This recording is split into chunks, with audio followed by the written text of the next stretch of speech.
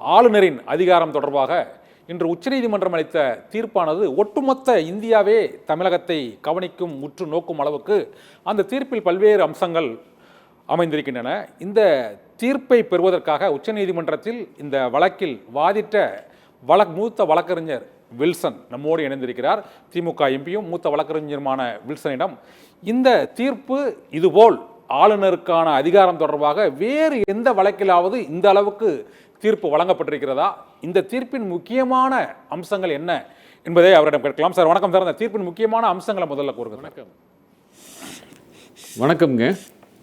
இது ஒரு மகத்தான தீர்ப்புங்க. வரலாற்று சிறப்பு மிக்க இந்த தீர்ப்பு இதுவரைக்கும் இந்தியாவிலே இது போன்ற ஒரு தீர்ப்பு வரவில்லை.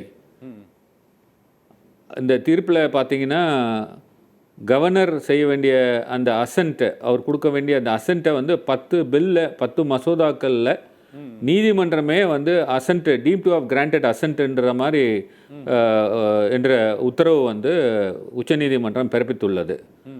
அது மட்டும் இல்லாமல் கவர்னருடைய பவர்ஸ் என்ன அதை தெளிவாக ஆராய்ந்து இந்த உத்தரவில் சொல்லியிருக்காங்க.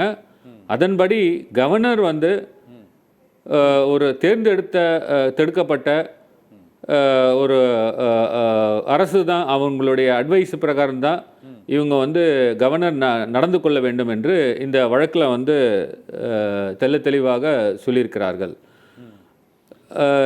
அது மட்டும் இல்லாமல் இந்த ஆர்டிக்கல் 200 அரசியலமைப்பு சட்டத்தில் 200 அந்த பிரிவு 200ல் கவர்னர் எப்படி நடந்து கொள்ள வேண்டும், ஒரு மசோதா முதன்முறையாக அவருக்கு சட்டசபையில் அது ஏற்றப்பட்டு அவருக்கு அனுப்பும் பொழுது அவருக்கு உள்ள வழிமுறைகள் என்னென்ன, அந்த வழிமுறைகள் அவர் கவர்னர் அதை பற்றி பரிசீலனை செய்யும் பொழுது இந்த கவுன்சில் ஆஃப் மினிஸ்டர்ஸ், அதாவது தேர்ந்தெடுத்த அரசு, அவங்க சொல்லுகிறபடி தான் அவர் நடந்து கொள்ள வேண்டும் என்று தான் முக்கியமாக இதில் ஹைலைட் பண்ணியிருக்காங்க. அவங்க எப்போ கவர்னர் ஒரு பில்லை அவர் தன்னுடைய அசென்ட்டை நிறுத்தி வைத்துள்ளார் அப்படின்ற மாதிரி அவர் முதல் தடவையாக அவர் சொல்லி அதை திருப்பி சட்டசபைக்கு அனுப்பி வைக்கும் பட்சத்தில் சட்டசபையும் அந்த பில்லை ரீஎனாக்ட் பண்ணி மறுபடியும் கவர்னருக்கு அனுப்பி வைக்க பட்சத்தில் கவர்னருக்கு எந்தவித ஆப்ஷனும் இல்லை. அவர் நிச்சயமாக அந்த பில்லை அசென்ட் கொடுக்கணும் அப்படின்னு சொல்லி ஆர்டிக்கல் 200ல் சொல்லி உள்ளதை அவங்க நீதிமன்றம் ரீட்டரேட் பண்ணி கவர்னர் இந்த விஷயத்தில் இந்த 10 மசோதாக்களில் ரெண்டாவது தடவை திருப்பி அனுப்பும்போது அவர் அசென்ட் கொடுத்துருக்கணும். அது கொடுக்காம அவர் அந்த 10 மசோதாக்களை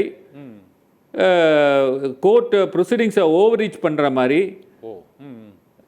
பஞ்சாப் கவர்னர் கேஸ் அப்போ அந்த நேரத்தில் அந்த ஜட்ஜ்மெண்ட்டையும் மீறி அவர் குடியரசுத் தலைவருக்கு அனுப்பி வைத்தது இல்லீகல் அப்படின்னு சொல்லி ஹோல்ட் பண்ணி, ஆகவே கவர்னர் ஆக்ஷன் கம்ப்ளீட்லி சட்டப்பூர்வமானதல்ல, மேலஃபைட்ஸாக உள்ளது அப்படின்னு சொல்லி ஹோல்ட் பண்ணி அதை செட்டசைட் பண்ணியிருக்காங்க, ரத்தும் பண்ணியிருக்காங்க. அது மட்டும் இல்லாமல் நான் சொன்ன பிரகாரம் இந்த 10 மசோதாக்களும் deemed to have granted assent அப்படின்னு சொல்லி உச்சநீதிமன்றம் தீர்ப்பளித்துள்ளது.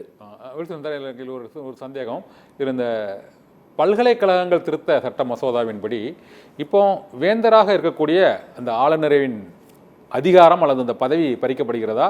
இது முதலமைச்சர் தான் இனி வேந்தராக செயல்படுவாரா அல்லது முதலமைச்சர் நியமிக்கும் நபர் வேந்தராக செயல்படுவாரா சார்? இது தொடர்பான அந்த அதிகாரப்பூர்வ அறிவிக்கை அது எப்போது வெளிவரும் சார்? அது அதாவதுங்க, இந்த 10 பில்ஸில் என்ன அமெண்ட்மெண்ட் கொண்டு வந்தோமோ அந்த அமெண்ட்மெண்ட் பாஸ் பண்ணி சட்டசபையில் நிறைவேற்றி அனுப்பப்பட்ட பில்ஸுக்கு இப்போ நீதிமன்றமே அதற்கு அசென்ட் கொடுத்த மாதிரி உத்தரவு போட்டதுனால இனி வரும் காலங்களில் கவர்னருக்கு எந்தவித ரோலும் கிடையாது. பல்கலைக்கழகங்களில் அவருக்கு எந்த பவரும் இல்லை இனிமேல்ட்டு. இது தமிழ்நாட்டில் மட்டும் ஆமாம், தமிழகத்தில் ஏன்னா அவர் தமிழ்நாடு கவர்னர் பொறுத்து தானே அந்த வழக்கே. Okay sir.